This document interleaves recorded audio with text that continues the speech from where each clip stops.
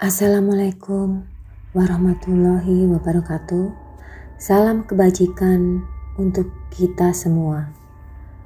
Selamat datang di podcast Menjelang Petang. Di sini saya akan berbagi cerita mengenai pengalaman-pengalaman horor dan semoga saja bisa menemani kalian di saat kalian sedang sendiri. Sebelumnya, perkenalkan, nama saya Karin. Saya seorang ibu rumah tangga dengan 2 orang anak. Anakku dua-duanya laki-laki.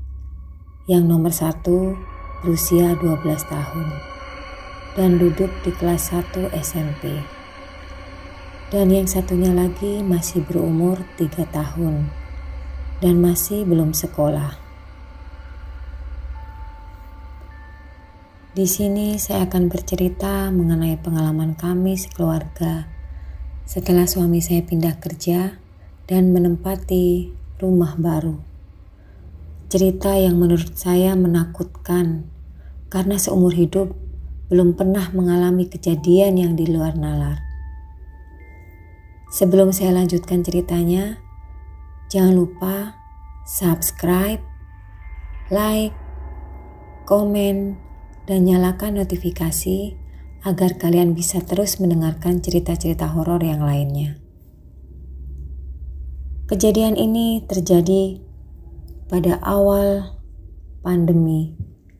Suami saya dipindahkan kerja dari kantor kehutanan pusat yang letaknya di wilayah kota Kalimantan Tengah atau tepatnya di Palangkaraya ke daerah Kabupaten Kurun.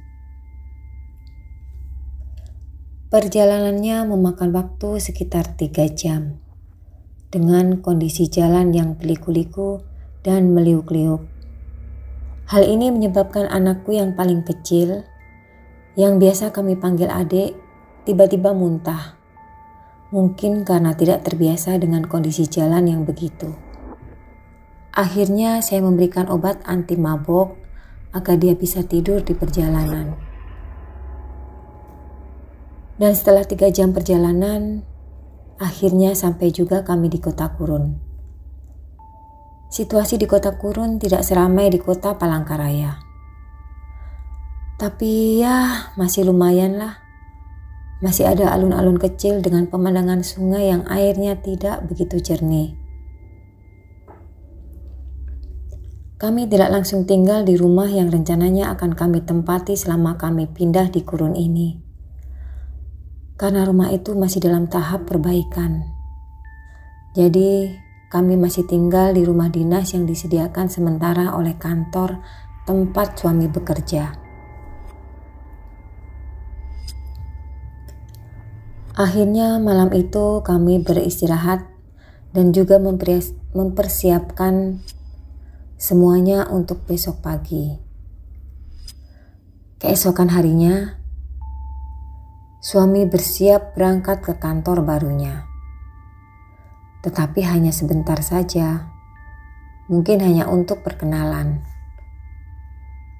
Daripada di rumah gak ada yang dikerjakan, kami memutuskan untuk melihat rumah yang nantinya akan kami tempati. Perjalanan dari rumah dinas ke rumah yang akan kami tempati tidak begitu jauh. Hanya sekitar 20 menit naik kendaraan. Dan jarak rumah dengan kantor suami juga dekat. Dengan jalan kaki hanya sekitar 10 menit. Akhirnya sampailah kami di rumah yang akan kami tempati itu. Saya melihat sekeliling dan langsung masuk ke dalam rumah untuk melihat-lihat. Tetapi kenapa ya ada perasaan yang tidak enak? Terasa ada sesuatu yang buat hati tidak nyaman. Tapi saya tetap berpikiran positif. Mungkin karena belum beradaptasi dengan lingkungan rumah baru. Dan ternyata anak saya yang paling kecil juga rewel. Dia gak mau masuk ke dalam rumah. Katanya takut.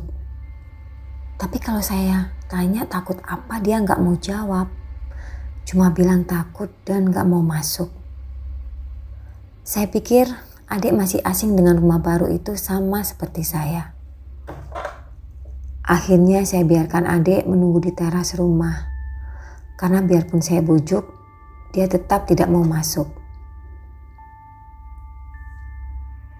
Saya akan gambarkan kondisi dan area sekitar rumah. Rumah itu terbuat dari papan, yang biasanya disebut rumah panggung, seperti layaknya kebanyakan rumah-rumah di Kurun atau di Kalimantan. Jarak rumah dan tetangga agak jauh. Belakang rumah seperti hutan. Banyak sekali pohon-pohon besar dan rumput liar yang tidak terurus. Sebelah kanan rumah ada bekas bangunan kantor yang tidak terpakai lagi. Sepertinya sudah terbengkalai. Tidak terbayang gimana kalau malam hari. Sebelumnya saya sudah bilang ke suami kalau keberatan tinggal di situ. Tapi suami bilang hanya rumah itu yang sesuai dengan budget yang diberikan oleh kantor. Ya, gimana lagi? Saya hanya bisa nurut apa kata suami. Dan semoga itu jalan yang terbaik buat kami. Setelah suami saya berbicara dengan tukang yang memperbaiki rumah, kata si bapak, besok rumah sudah beres dan bisa ditinggali. Lega juga. Karena kami bisa langsung pindah dan suami bisa memulai kerja dengan tenang. Dan tibalah keesokan harinya. Kami sibuk pindahan ke rumah baru itu. Tidak terasa sudah sore hari. Jam sudah menunjukkan pukul 5. Sudah hampir menjelang maghrib. Semua sudah beres dan kami gantian membersihkan diri agar bisa cepat beristirahat. Si adik yang awalnya masih belum mau masuk ke dalam rumah, akhirnya mau juga masuk setelah saya bujuk. Mungkin karena adik kecapean karena seharian menunggu. Kami beres-beres rumah karena seharian menunggu kami beres-beres rumah dengan bermain di halaman. Dan akhirnya dia meminta saya untuk menemani masuk dan mengantar dia ke kamar untuk tidur setelah membersihkan diri lebih dahulu. Saya, si kakak dan suami akhirnya ikut tertidur juga. Kami tidur di kamar masing-masing. Kamar kami bersebelahan dan ada pintu sambungnya. Kakak tidurnya berdua sama adik. Tapi tidak berapa lama setelah mata terpejam, tiba-tiba saya kaget mendengar jeritan adik dari kamar sebelah. Saya langsung membangunkan suami dan bergegas ke kamar sebelah. Saya melihat adik menangis tidak karuan sambil menunjuk ke arah jendela kamarnya. Dia bilang ada orang besar dengan mata merah berada di depan jendela yang sudah terbuka. Padahal sebelumnya saya ingat bahwa jendela itu sudah saya tutup rapat-rapat. Tapi sekarang jendela itu sudah terbuka lebar. Akhirnya suami menutup kembali jendela itu dengan tergesa-gesa karena takut. Kami semua ketakutan setengah mati.